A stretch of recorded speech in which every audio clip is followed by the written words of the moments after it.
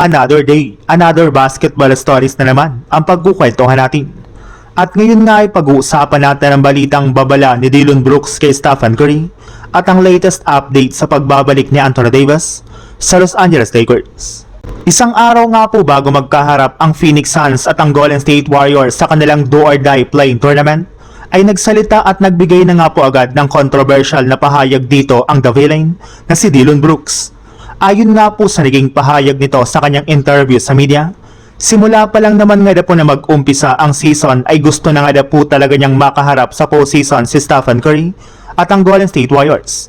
Ilang beses na rin naman nga po siya nitong nilaglag sa playoffs, especially last season nang matalo nga po ng JSW ang kanyang dating team na Rockets sa first round ng West Playoffs. Kaya mas gigil na nga po siya na bawian ng Warriors sa kanilang magiging bakbakan. Kumpara nga po sa Suns na kompleto ang lineup, mananatili naman nga pong underman ngayon ang Warriors sa dami ng mga players na out sa kanilang team, samahan mo pa ng pagiging questionable ni Kristaps Porzingis. Kaya mukhang pagkakataon na nga po ito ni Dillon Brooks na talunin ang Warriors habang kulang ng katulong si Stephen Curry sa kanilang lineup.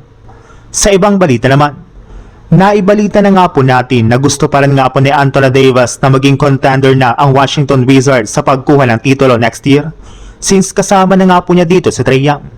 Subalit kung hindi nga po sila pareho ng plano ng Wizards at magpo-focus na naman nga po ito sa pag-rebuild ng lineup at pagkuha ng mga batang players, ay mas mabuti nga po na mag-request na lang siya ng trade sa Washington Wizards. At dahil nga po dyan ay hindi para naman nga po malabo na bumalik siya sa kanyang dating team na Los Angeles Lakers sa mga susunod na taon, lalo pat gusto nga po nito na makasama sa isang team si Luka Doncic.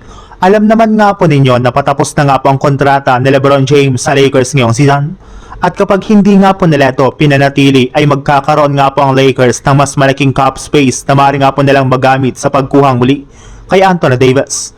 Hindi na naman nga po magkakaproblema si AD sa Lakers ngayon, since magkakaroon na nga po siya dito ng legit na center sa katauhan nila Jackson Hayes at DeAndre Ayton.